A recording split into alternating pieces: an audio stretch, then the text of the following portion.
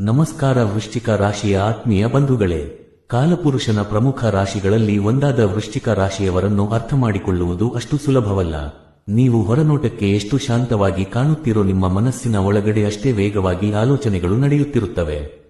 ಯಾರೇ ಏನೇ ಅಂದರೂ ತಡೆದುಕೊಳ್ಳುವ ಅದ್ಭುತ ಸಹನೆ ನಿಮಗಿದೆ. ಆದರೆ ಒಮ್ಮೆ ನೀವು ಸಿಡಿದೆದ್ದರೆ ಸುನಾಮಿಯಂತೆ ಅಪ್ಪಳಿಸುವ ತಾಕತ್ತು ಕೂಡ ನಿಮಗಿದೆ. ಈಗ ಎದುರಾಗಲಿರುವ ಹೊಸ ವರ್ಷದ ಆರಂಭದ ತಿಂಗಳು ಅಂದರೆ ಜನವರಿ ತಿಂಗಳು ನಿಮ್ಮ ಜೀವನದಲ್ಲಿ ಒಂದು ಮಹತ್ತರವಾದ ತಿರುವು ನೀಡಲಿದೆ.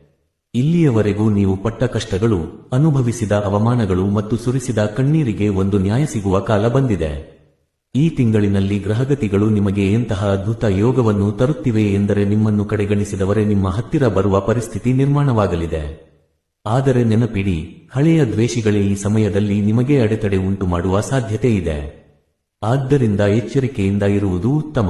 ಆರ್ಥಿಕವಾಗಿ ನೀವು ಪ್ರಗತಿ ಕಾಣುತ್ತೀರಾ ಅಥವಾ ಸಂಕಷ್ಟ ಎದುರಿಸುತ್ತೀರಾ ಎನ್ನುವುದನ್ನು ಸವಿಸ್ತಾರವಾಗಿ ತಿಳಿಸಿಕೊಡುತ್ತೇನೆ. ಮುಖ್ಯವಾಗಿ ನಿಮ್ಮ ಛಲ ಮತ್ತು ಅತಿಯಾದ ಕೋಪ ನಿಮ್ಮ ಭವಿಷ್ಯದ ಮೇಲೆ ಹೇಗೆ ಪ್ರಭಾವ ಬೀರುತ್ತವೆ ಎಂಬುದನ್ನು ನಾವು ಗಮನಿಸಬೇಕಿದೆ. ಈ ಮಾಹಿತಿಯನ್ನು ಕೊನೆಯವರೆಗೂ ನೋಡಿ ಹಾಗೂ ತಪ್ಪದೆ ಕಾಮೆಂಟ್ ಬಾಕ್ಸ್ನಲ್ಲಿ ಓಂ ಶ್ರೀ ಸುಬ್ರಹ್ಮಣ್ಯಾಯ ನಮಃ ಎಂದು ಬರೆಯಿರಿ. ವೃಶ್ಚಿಕ ರಾಶಿಯವರು ಎಂದರೆ ನೀರಿನ ಆಳದಂತೆ ಇರುತ್ತಾರೆ. ನಿಮ್ಮ ಮನಸ್ಸಿನಲ್ಲಿ ಏನಿದೆ ಎಂದು ತಿಳಿಯುವುದು ಅಸಾಧ್ಯ. ನೀವು ನಿಗೂಢ ಸ್ವಭಾವದವರು. ಎಂತಹ ಕಷ್ಟ ಬಂದರೂ ಎದೆಗುಂದದೆ ಮುನ್ನುಗ್ಗುವ ಅದ್ಭುತ ಆತ್ಮವಿಶ್ವಾಸ ನಿಮ್ಮದು. ಆದರೆ ನಿಮ್ಮ ದೌರ್ಬಲ್ಯ ಎಂದರೆ ಅದು ಅತಿಯಾದ ಅನುಮಾನ ಮತ್ತು ಸೇಡಿನ ಗುಣ. ಯಾರಾದರೂ ನಿಮಗೆ ಕೇಡು ಬಗೆದರೆ ಅವರನ್ನು ನೀವು ಸುಲಭವಾಗಿ ಕ್ಷಮಿಸುವುದಿಲ್ಲ. ಜನವರಿ ತಿಂಗಳಲ್ಲಿ ನಿಮ್ಮ ಈ ಅನುಮಾನದ ಗುಣವೇ ನಿಮಗೆ ಶತ್ರುವಾಗಬಹುದು.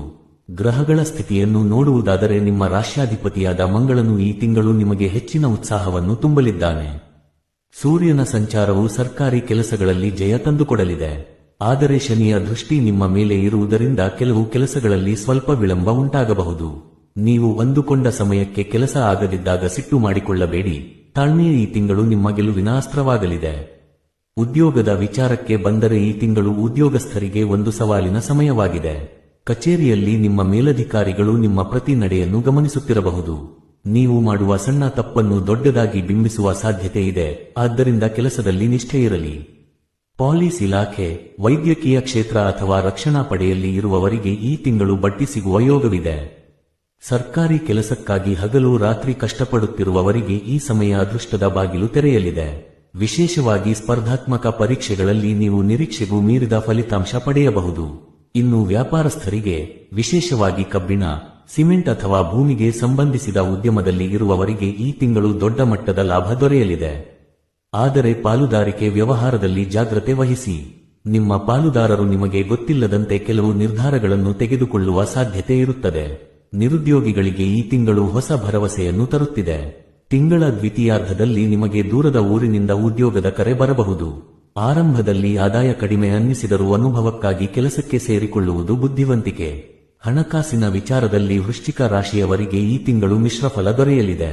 ಹಣ ಬರುತ್ತದೆ, ಆದರೆ ಕೈಯಲ್ಲಿ ನಿಲ್ಲುವುದು ಕಷ್ಟ. ವಾಹನ ಅಥವಾ ಮನೆ ದುರಸ್ತಿಗಾಗಿ ಹೆಚ್ಚಿನ ಹಣ ಖರ್ಚಾಗಬಹುದು. ಸಾಲದ ಬಾಧೆ ನಿಮ್ಮನ್ನು ಸ್ವಲ್ಪ ಮಟ್ಟಿಗೆ ಚಿಂತೆಗೀಡು ಮಾಡಬಹುದು. ಆದರೆ ನಿಮ್ಮ ರಾಶಿಯ ಬಲ ಏನೆಂದರೆ ಅಂತಿಮ ಕ್ಷಣದಲ್ಲಿ ನಿಮಗೆ ಎಲ್ಲಿಂದಲಾದರೂ ಹಣದ ಸಹಾಯ ಸಿಗುತ್ತದೆ. ಕೊಟ್ಟ ಸಾಲ ವಾಪಸ್ ಪಡೆಯುವ ವಿಚಾರದಲ್ಲಿ ನೀವು ಸ್ವಲ್ಪ ಕಠಿಣವಾಗಿ ವರ್ತಿಸಬೇಕಾಗುತ್ತದೆ. ಗೃಹಿಣಿಯರಿಗೆ ಈ ತಿಂಗಳು ವಿಶೇಷವಾಗಿದ್ದು, ಮನೆಯಲ್ಲಿ ನಡೆಯುವ ಶುಭ ಕಾರ್ಯಗಳಿಗೆ ಹೊಸ ಬಟ್ಟೆ ಅಥವಾ ಒಡವೆ ಖರೀದಿಸುವ ಯೋಗವಿದೆ.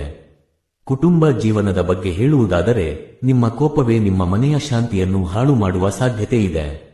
ಆದ್ದರಿಂದ ಸಂಸಾರದಲ್ಲಿ ಅಹಂಕಾರವನ್ನು ಬಿಟ್ಟುಬಿಡಿ. ವಿಚ್ಛೇದನದ ಹಂತದಲ್ಲಿರುವ ದಂಪತಿಗಳಿಗೆ ಈ ತಿಂಗಳು ರಾಜಿ ಸಂಧಾನದ ಮೂಲಕ ಸಮಸ್ಯೆ ಬಗೆಹರಿಯುವ ಲಕ್ಷಣಗಳು ಕಾಣುತ್ತಿವೆ. ಕೋರ್ಟ್ ಕಚೇರಿ ವಿಚಾರಗಳಲ್ಲಿ, ವಿಶೇಷವಾಗಿ ಜಮೀನು ಸಂಬಂಧಿಸಿದ ತೊಂದರೆಗಳಲ್ಲಿ ತೀರ್ಪು ನಿಮ್ಮ ಪರವಾಗಿ ಬರುವ ಸಾಧ್ಯತೆ ಹೆಚ್ಚಿದೆ. ಪ್ರೀತಿ ಪ್ರೇಮದ ವಿಚಾರದಲ್ಲಿ ನಿಮ್ಮ ಅತಿಯಾದ ಕಾಳಜಿ ಅಥವಾ ಹಠದಿಂದ ಮನಸ್ತಾಪ ಉಂಟಾಗಬಹುದು. ಅವಿವಾಹಿತರಿಗೆ ಈ ತಿಂಗಳು ವಿವಾಹದ ಮಾತುಕತೆಗಳು ಶುರುವಾಗುವ ಸಾಧ್ಯತೆ ಇದೆ. ಆರೋಗ್ಯದ ವಿಚಾರದಲ್ಲಿ ಉಷ್ಣದ ಸಮಸ್ಯೆ ಅಥವಾ ಹೊಟ್ಟೆಗೆ ಸಂಬಂಧಿಸಿದ ತೊಂದರೆಗಳು ಕಾಣಿಸಿಕೊಳ್ಳಬಹುದು. ಆಹಾರ ಪದ್ಧತಿಯಲ್ಲಿ ಬದಲಾವಣೆ ಮಾಡಿಕೊಳ್ಳಿ. ವಾಹನ ಚಾಲನೆ ಮಾಡುವಾಗ ಎಚ್ಚರಿಕೆ ಅಗತ್ಯ. ಈ ವರ್ಷ ನೀವು ಎದುರಿಸಬೇಕಾದ ಮುಖ್ಯ ಸವಾಲು ಎಂದರೆ ಅದು ಗುಪ್ತ ಶತ್ರುಗಳ ತಂತ್ರ. ನಿಮ್ಮ ಏಳಿಗೆಯನ್ನು ಸಹಿಸದ ಕೆಲವರು ನಿಮ್ಮ ಬೆನ್ನ ಹಿಂದೆ ಅಪಪ್ರಚಾರ ಮಾಡಬಹುದು. ಆದ್ದರಿಂದ ನಿಮ್ಮ ಮುಂದಿನ ಯೋಜನೆಗಳನ್ನು ಯಾರೊಂದಿಗೂ ಹಂಚಿಕೊಳ್ಳಬೇಡಿ. ಮೌನವಾಗಿ ಕೆಲಸ ಮಾಡುವುದೇ ನಿಮಗೆ ಈ ಸಮಯದಲ್ಲಿ ಶ್ರೇಯಸ್ಕರ. ಈ ಎಲ್ಲಾ ದೋಷಗಳಿಗೆ ಮತ್ತು ಕಷ್ಟಗಳಿಗೆ ಪರಿಹಾರವಾಗಿ ಪ್ರತಿ ಮಂಗಳವಾರ ಸುಬ್ರಹ್ಮಣ್ಯ ಸ್ವಾಮಿಯ ದೇವಸ್ಥಾನಕ್ಕೆ ಹೋಗಿ ದರ್ಶನ ಪಡೆಯಿರಿ. ಇದು ನಿಮ್ಮ ಶತ್ರುಗಳ ಬಾಧೆಯನ್ನು ನಾಶ ಮಾಡುತ್ತದೆ. ಪ್ರತಿದಿನ ಬೆಳಿಗ್ಗೆ ಸೂರ್ಯದೇವರಿಗೆ ನೀರನ್ನು ಅರ್ಪಿಸಿ ನಮಸ್ಕರಿಸಿ. ಇದು ನಿಮಗೆ ಸರ್ಕಾರಿ ಕೆಲಸಗಳಲ್ಲಿ ಜಯ ನೀಡುತ್ತದೆ. ಮಂಗಳವಾರದಂದು ಕೆಂಪು ಬಣ್ಣದ ಧಾನ್ಯಗಳನ್ನು ಅಥವಾ ಕೆಂಪು ಬಟ್ಟೆಯನ್ನು ದಾನ ಮಾಡುವುದರಿಂದ ಸಾಲದ ಬಾಧೆ ಕಡಿಮೆಯಾಗುತ್ತದೆ. ಮನಸ್ಸಿನ ಶಾಂತಿಗಾಗಿ ದಿನವೂ ಸ್ವಲ್ಪ ಸಮಯ ಧ್ಯಾನ ಮಾಡಿ. ನಿಮ್ಮ ಛಲವೇ ನಿಮ್ಮ ಬಲವಾಗಲಿ. ಆ ಸುಬ್ರಹ್ಮಣ್ಯ ಸ್ವಾಮಿಯ ಆಶೀರ್ವಾದ ಸದಾ ನಿಮ್ಮ ಮೇಲೆ ಇರಲಿ ಎಂದು ಪ್ರಾರ್ಥಿಸುತ್ತೇನೆ. ಈ ಮಾಹಿತಿ ನಿಮಗೆ ಇಷ್ಟವಾಗಿದ್ದರೆ ದಯವಿಟ್ಟು ಲೈಕ್ ಮಾಡಿ ಮತ್ತು ನಿಮ್ಮ ಅಭಿಪ್ರಾಯಗಳನ್ನು ಹಂಚಿಕೊಳ್ಳಿ. ಮುಖ್ಯವಾಗಿ ಓಂ ಶ್ರೀ ಸುಬ್ರಹ್ಮಣ್ಯಾಯ ನಮಃ ಎಂದು ಕಾಮೆಂಟ್ ಮಾಡಲು ಮರೆಯಬೇಡಿ.